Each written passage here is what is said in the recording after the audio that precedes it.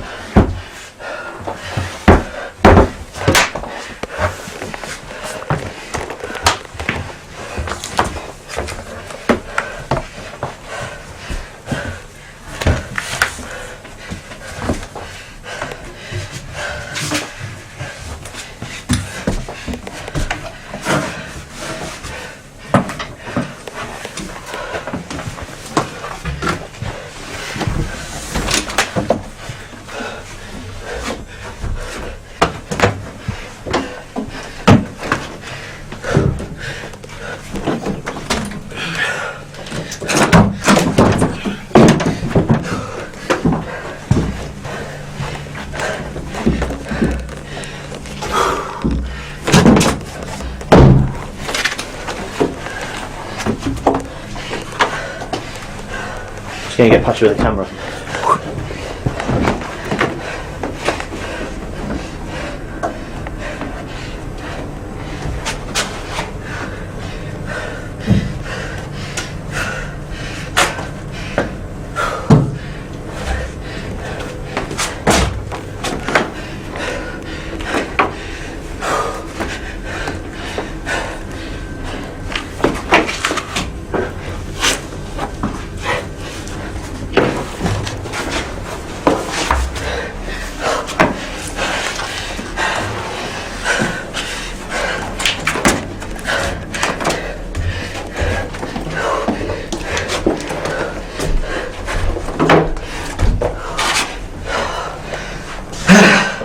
We're out of focus, but how was that?